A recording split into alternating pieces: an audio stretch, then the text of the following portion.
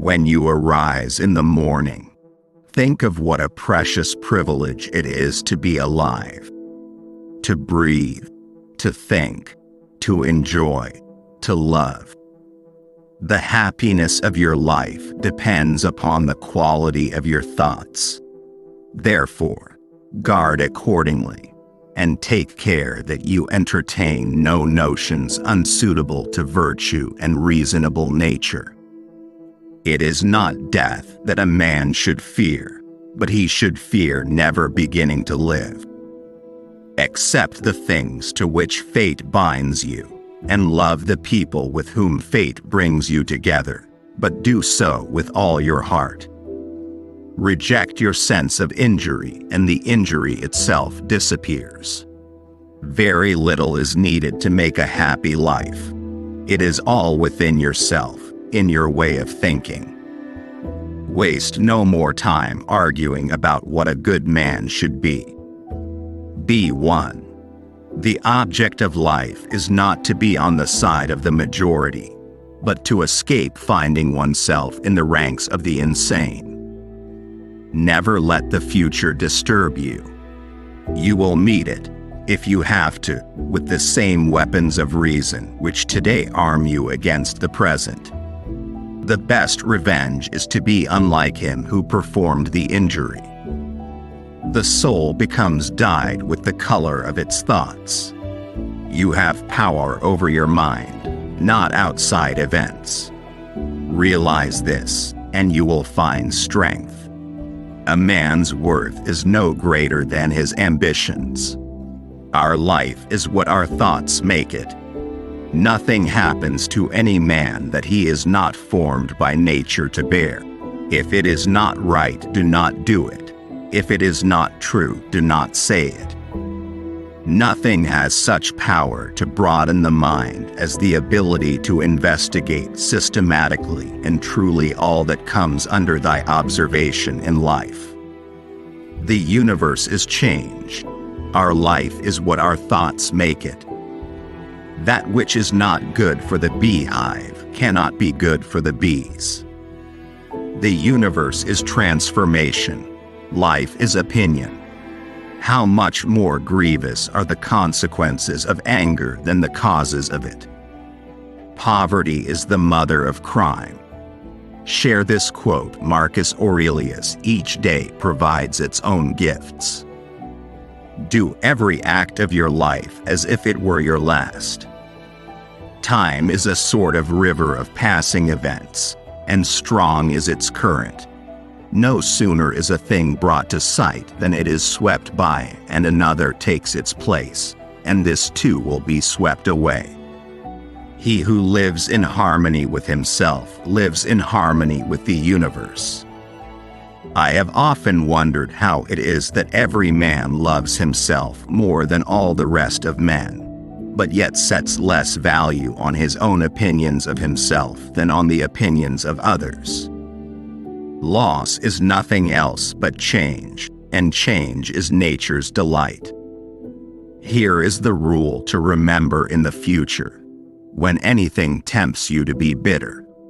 Not, "This is a misfortune," but "To bear this worthily is good fortune." Everything that happens happens as it should, and if you observe carefully, you will find this to be so. Look back over the past, with its changing empires that rose and fell, and you can foresee the future, too. Look within. Within is the fountain of good, and it will ever bubble up, if thou wilt ever dig. Nowhere can man find a quieter or more untroubled retreat than in his own soul. Nowhere can man find a quieter or more untroubled retreat than in his own soul. Life is neither good or evil, but only a place for good and evil. Begin. To begin is half the work. Let half still remain. Again begin this, and thou wilt have finished. The art of living is more like wrestling than dancing. Observe constantly that all things take place by change. and accustom thyself to consider that the nature of the universe loves nothing so much as to change the things which are, and to make new things like them. Because a thing seems difficult for you, do not think it impossible for anyone to accomplish. Natural ability without education has more often raised a man to glory and virtue than education without natural ability. Because your own strength is unequal to the task, do not assume that it is beyond the powers of man. But if anything is within the powers and province of man, believe that it is within your own compass also. We ought to do good to others as simply as a horse runs, or a bee makes honey, or a vine bears grapes season after season without thinking of the grapes it has borne. Confine yourself to the present. Let men see, let them know, a real man who lives as he was meant to live. To the wise, life is a problem. To the fool, a solution. Anything in any way beautiful derives its beauty from itself and asks nothing beyond itself. Praise is no part of it, for nothing is made worse or better by praise. Anger cannot be dishonest. Tomorrow is nothing. Today is too late. The good lived yesterday. Adapt yourself to the things among which your lot has been cast, and love sincerely the fellow creatures with whom destiny has ordained that you shall live. Such as are your habitual thoughts, such also will be the character of your mind. For the soul is dyed by the thoughts. How much time he saves who does not look to see what his neighbor says or does or thinks.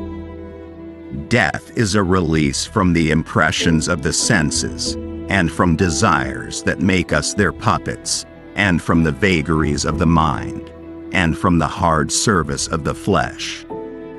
A noble man compares and estimates himself by an idea which is higher than himself, and a mean man by one lower than himself.